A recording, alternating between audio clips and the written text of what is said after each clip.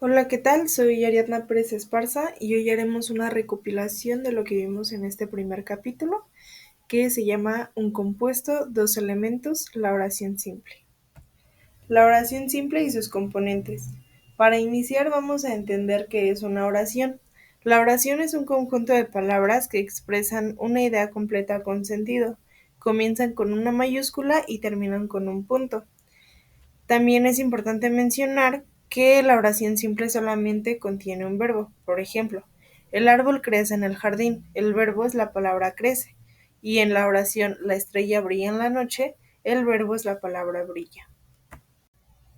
Es momento de iniciar con nuestro tema, las partes de la oración simple. De manera general, este se divide en dos, el sujeto y el predicado. El sujeto es quien realiza la acción o de quien se dice algo, y el predicado es lo que se dice de ese sujeto. En nuestro idioma existe algo que se llama sujeto tácito. Esto quiere decir que el sujeto no está presente en la oración porque es obvio. Se debe a que el verbo muchas veces nos dice o nos indica de quién estamos hablando y la oración puede que solo contenga el predicado siempre y cuando el sujeto esté de manera implícita.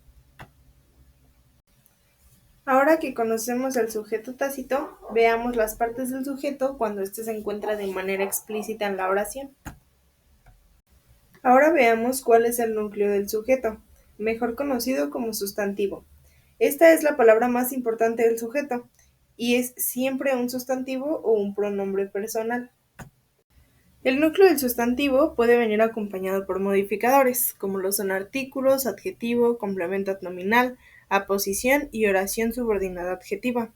El artículo acompaña al sustantivo y define si es algo específico, como es el, la, los, las o en general un, una, unos y unas. El adjetivo es una palabra que describe o califica a un sustantivo. El complemento nominal es un modificador que añade información sobre el sustantivo, generalmente introducido por una preposición. La aposición es un sustantivo o grupo de palabras que explica o amplía la información de otro sustantivo.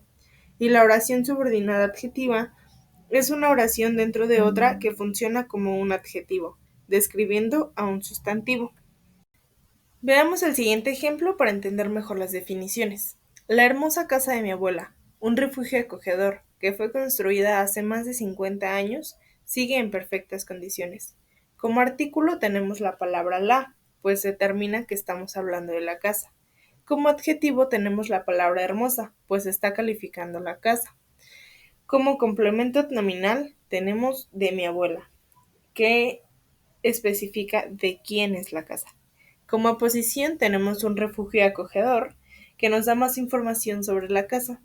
Y como oración subordinada adjetiva tenemos que fue construida hace más de 50 años y nos está describiendo la casa.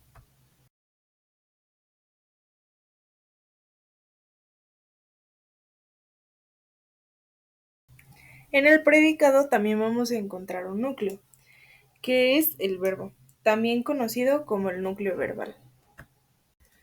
El núcleo verbal puede ir también acompañando de otros elementos. Si en la oración mencionamos algo o alguien sobre quien recae la acción, a eso llamamos un complemento directo. Responde a la pregunta ¿qué? Y puede ser sustituido por lo, los, la y las. En el caso de los complementos indirectos, se trata de aquella persona, animal o cosa que se beneficia de la acción del sujeto. Responde a la pregunta ¿para quién? O ¿a quién? Y puede ser reemplazado por le o les.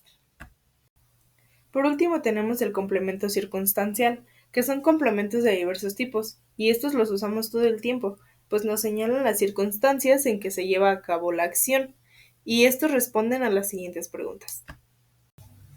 Por último, observemos estos ejemplos. En el primer caso tenemos el complemento circunstancial de tiempo y en el segundo caso tenemos dos, que es el complemento circunstancial de negación y el complemento circunstancial de compañía.